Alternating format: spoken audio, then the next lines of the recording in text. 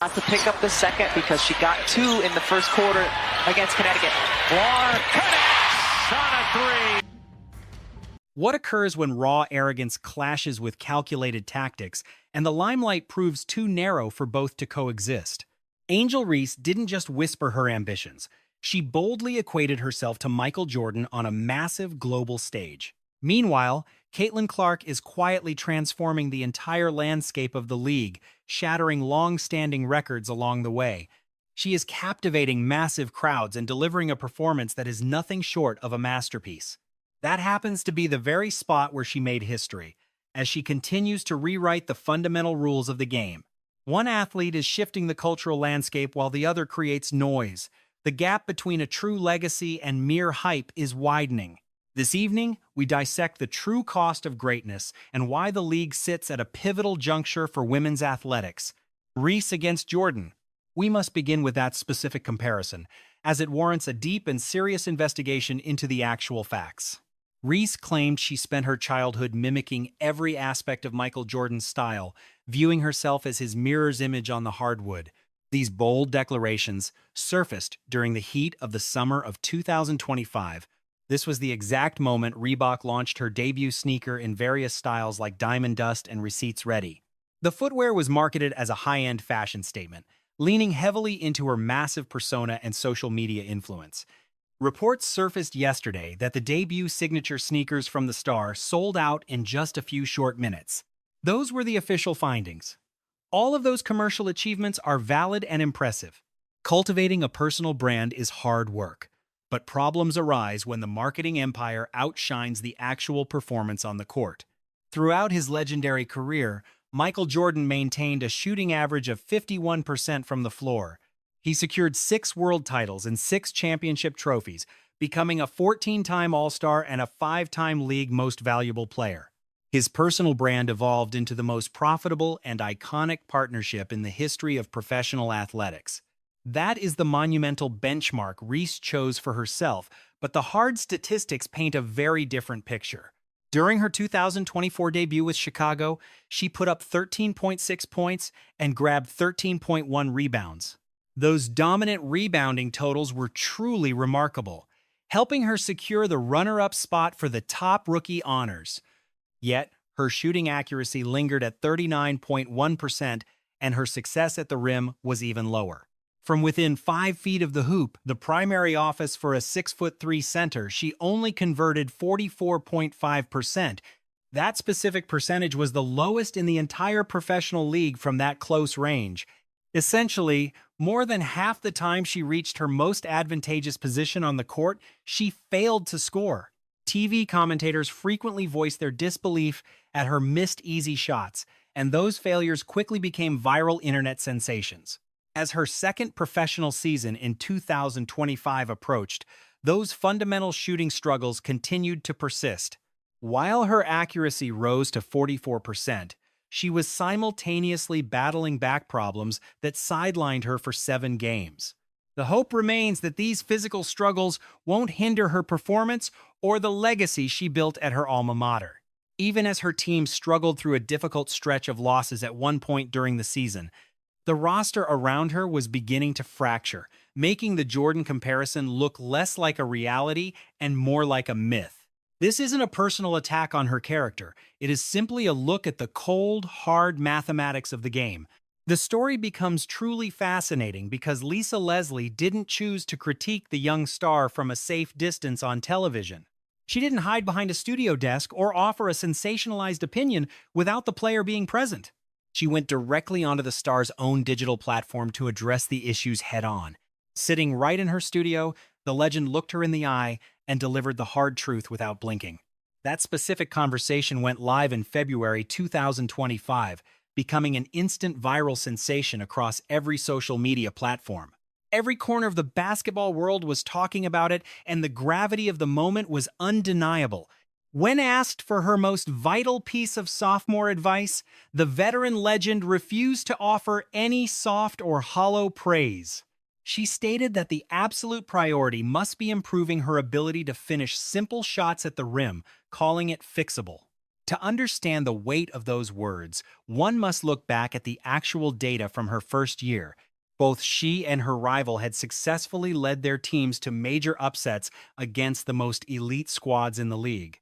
However, she only made 42% of her 321 shots at the rim, a distance she should dominate. She was connecting on a mere 44.5% of her looks right at the rim. That stood as the league's rock-bottom efficiency for close-range shots, and the opening of 2025 saw those numbers plummet even further. In those first few weeks, her success rate in the painted area bottomed out at a shocking 31.8%. No other primary scoring threat in the professional circuit even came close to such a staggering lack of finishing ability. Her nearest peer in high-frequency attempts still cleared 53%, making her a statistical anomaly for all the wrong reasons.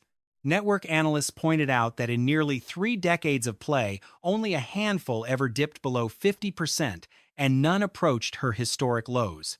She found herself etching her name into the most unflattering chapters of basketball history. This context is precisely why the guidance from a legend like Leslie carried such immense weight. Consider the pedigree of Lisa Leslie. She is far more than just another former pro coasting on past fame behind a desk. Her entire 12-year career was spent loyal to the Los Angeles Sparks, a one-team icon through and through. With 2 titles, 2 Finals MVPs, and a trio of regular season honors, she defined excellence throughout her entire storied career. Leslie was a dominant force from the very first whistle. She boasts 8 All-Star appearances and a quartet of gold medals from the Olympic Games. The pioneer who first threw it down in game, she began as a 55% interior finisher and retired with a blistering career average. So when she critiques your finishing ability, it isn't just empty commentary from a talking head. Her words are backed by over a decade of mastery in the very skills you currently lack, yet her message wasn't solely negative. The legend actually commended the growth in her dribbling and the relentless intensity she brought to the defensive end.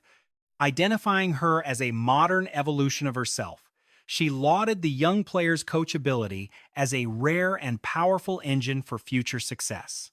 Her exact sentiment was clear.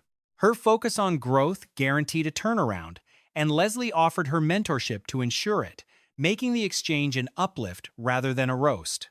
This represents authentic guidance, eschewing the hollow comforts and participation trophies often found in modern sports discourse. It involves a Hall of Fame icon looking you in the eye on your own platform and delivering the blunt reality others dared not whisper. Those embarrassing missed highlights had already blanketed the internet long before she weighed in. Commentary booths were mocking her live and social media ridicule had peaked. Leslie simply stepped into a fire that was already roaring. She essentially validated the public's concerns with the authority of someone whose legendary resume makes her judgment beyond reproach. To the young star's merit, she actually took the advice to heart and began to turn the tide. By the time the final buzzer sounded on the season, her shooting accuracy had surged from 39 to almost 46%. Now, the race is on for her on-court output to match her massive public persona before the industry loses interest. As one player chased legendary comparisons and sought mechanical fixes, a seismic shift was occurring over in Indiana. Caitlin Clark was single-handedly transforming the Fever into the most lucrative powerhouse the league had ever witnessed. Her ascent wasn't built on hype or clever branding, but on cold, hard statistics that were impossible to ignore. That 2024 debut did far more than provide highlight reels. It fundamentally rewrote the financial blueprint of the entire sport. Unsurprisingly, the top overall selection was crowned the league's premier newcomer after a historic campaign. She secured a spot on the All-WNBA first team while pacing the league in both playmaking and long-range scoring. The viewership figures were even more incredible, with 22 separate broadcasts surpassing the 1 million mark across major networks. Her appearances drove nearly 26% of the entire league's financial movement during that single season. Attendance for the Indiana franchise rocketed from the bottom of the rankings to the absolute top, maintaining that peak for 2 years. Merchandise sales during the initial phase of her professional career saw a staggering 756% explosion. That year's All-Star Showcase shattered records, drawing 3.4 million viewers to their television screens. The selection show itself saw a 328% viewership spike, proving these weren't just puffed-up PR stats. These hard, revenue-driving metrics redefined the league's value, culminating in a massive 11-year media rights agreement. Major streaming and cable giants committed over $200 million annually to a league that was bleeding cash just 2 years prior. The landscape shifted from desperation to a fierce bidding war among networks eager to broadcast women's basketball. Media bosses witnessed the instant impact of her presence and immediately opened their wallets to secure her airtime. It was a direct result of her influence, persisting even when a lingering injury sidelined her for much of 2025. A persistent groin strain ultimately forced her to the sidelines after she had logged only 13 appearances. Even so, the league witnessed a 21% surge in its television audience compared to the prior season. Indiana contests drew 1.26 million fans on average, while broadcasts featuring other teams saw a 37% spike. Her loyal following refused to vanish during her recovery, proving she had fundamentally shifted the public's perception of the game. At just 23, she secured the 4th spot on the 2025 Forbes rankings of influential women in the sporting world. A $28 million 8-year contract with Nike is secured, with a personal sneaker line currently in development. This hardwood phenom is finalizing a sponsorship with the swoosh brand valued at $28 million. Collaborating with brands like Gatorade and Wilson, she attracts fresh crowds at golf tournaments who previously ignored professional women's basketball. From merchandise movement and digital engagement to arena atmosphere and media rights worth, every indicator screams growth. They all signal a massive shift, yet the core distinction between her arrangement and Angel's Reebok tie-up lies in their structural roots. The footwear giant anchored her earnings to quantifiable data like television reach, gate receipts, and verifiable income streams. Reebok wagered on pure magnetism and promise, making one agreement a data-backed reality and the other a gamble on cultural relevance. Financial realities eventually surface, but there is a crucial detail that many observers seem to be overlooking. Following her return from that brief stint on the inactive list, the superstar remained flawlessly dominant despite missing 5 contests due to a strained quadriceps. Representing the national squad in World Cup qualifying, she put up 11.6 points and 6.4 assists per match. She topped the leaderboard in dimes and took home the Most Valuable Player award after a 5-0 run. Her elite playmaking and spatial awareness demonstrated that her talent to boost teammates remains lethal against any competition. Such an athlete serves as a cornerstone for any organization, making a $2.2 billion media package seem like a steal. Beyond merely packing the house, she fundamentally revalued every single ticket within the stadium walls. Her impact is transformative, and a specific comment by Lisa Leslie during a recent interview carries more weight than most realize. Directly addressing the audience, she noted that when a single star succeeds, the entire collective reaps the financial rewards. She then tied that economic philosophy specifically to the phenomenon that is the young Iowa legend. Leslie insisted the spotlight and lucrative sponsorships are fully earned, as the player is single-handedly evolving the sports landscape. The legend praised her for honoring pioneers while remaining a selfless teammate who never claims credit for the sport's entire history. Furthermore, the Hall of Famer questioned the logic behind any resentment aimed at the young star, especially when her massive footprint is directly increasing the prosperity of every athlete across the entire association. This was no hollow platitude, but a veteran's analysis of a financial domino effect backed by truly mind-blowing statistics. Consider the tangible ways her presence on the floor restructured the league's entire fiscal foundation. Back in 2023, Indiana's home crowds hovered around 4,067 spectators.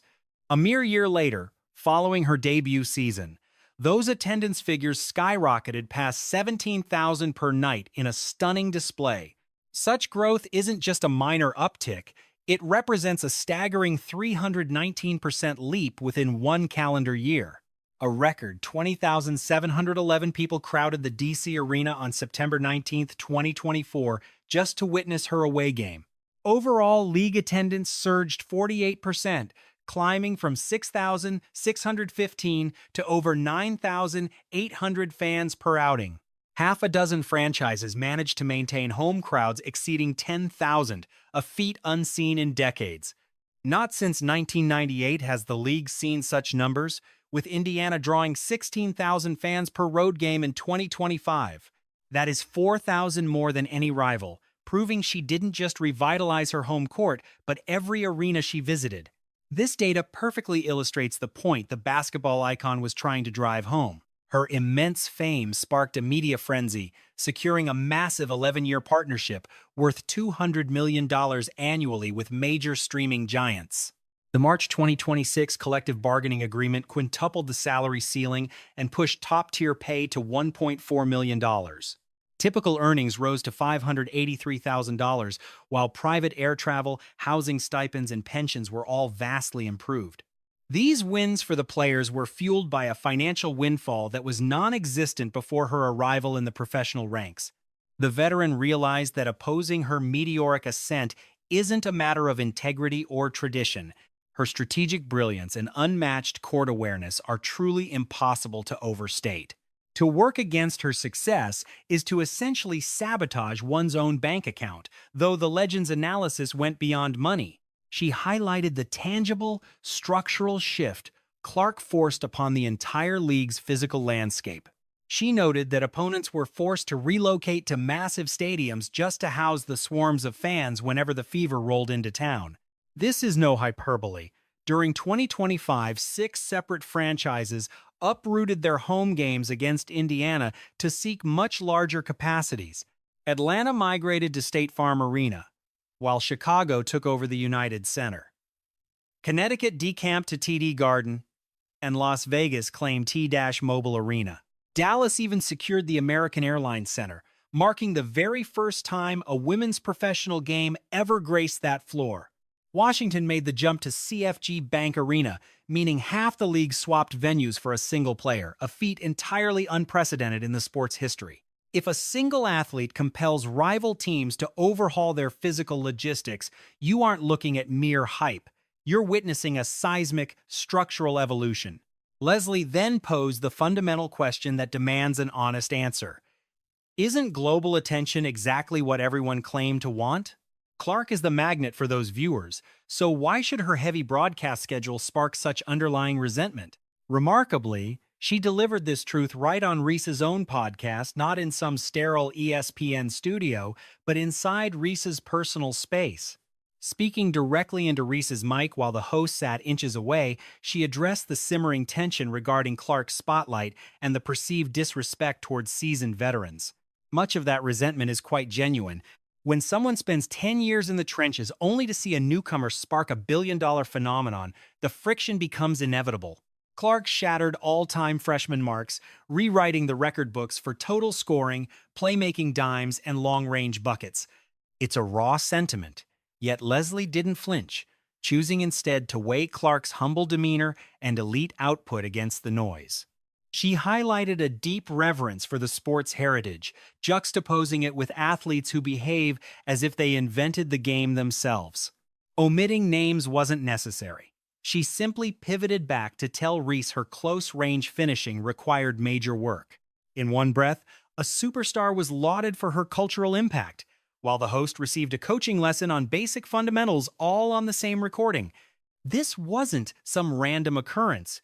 It was a clear sign of 2 different organizations heading toward opposite fates. To witness the clash between actual results and mere image, one only needs to compare the 2025 trajectories of Indianapolis and Chicago. The discrepancy between the two could not be more glaring. It serves as a masterclass in how building around polar opposite stars can lead 2 teams to entirely different destinations. The final standings reveal the superior blueprint. The Fever entered the 2025 preseason with a relentless hunger for talent. They executed a complex, multi-franchise swap to lure Sophie Cunningham away from Phoenix. They signed 3-time winner Natasha Howard and Dana Bonner before appointing Stephanie White to lead them. Stephanie White's homecoming to Indiana brought with it a basketball pedigree that is nothing short of iconic. While the squad centered on Clark, it was engineered for resilience, a theory that faced a brutal, real-world nightmare scenario. A recurring groin issue crippled Clark's season, limiting her to just 13 appearances out of 44 before she was sidelined for good that September. Clark noticeably labored as the play shifted toward the center of the hardwood. Disaster struck again when Cunningham suffered an MCL tear in August, followed quickly by the loss of Sidney Colson and Arie McDonald. Losing 4 key pieces to season-ending trauma would bury most teams, but Indiana refused to buckle under the pressure. Lexi Hall became the ultimate Iron Woman, appearing in all 44 contests and starting 30 to notch personal bests in every category. She logged 7.2 points, 4.3 boards, and 1.8 assists nightly. Despite a brutal head-on clash with Seattle's Gabby Williams that left her battered and bruised, she never checked out of the game. Meanwhile, Kelsey Mitchell was lighting up the scoreboard with the highest offensive production of her entire professional life. Aaliyah Boston anchored the paint as a reliable scoring threat. She converts her looks inside with incredible precision. Defying the odds, the Fever stormed the playoffs, seized the Commissioner's Cup, and stunned the Atlanta Dream in the opening round. They then took the fight to the juggernaut Las Vegas Aces, the team that eventually claimed the crown. Pushing the semifinals to a Game 5 overtime, they lost 107-98 despite missing their star, their muscle, and their starting guards. Such a feat isn't a stroke of fortune. That team boasts deep roots and a fierce culture Clark nurtured even while sidelined by her physical injuries. The grit is astounding, especially compared to Chicago, who took Angel Reese at number 7 in 2024 amid massive hype. Their front office made waves by securing Courtney Vanderloot during the free agency period. They traded away a high 2025 pick for veteran Ariel Atkins while adding elite shooters like Kia Nurse and Rebecca Allen. They reconstructed the entire lineup to support the duo of Reese and Camila Cardoso, only to watch the entire project crumble.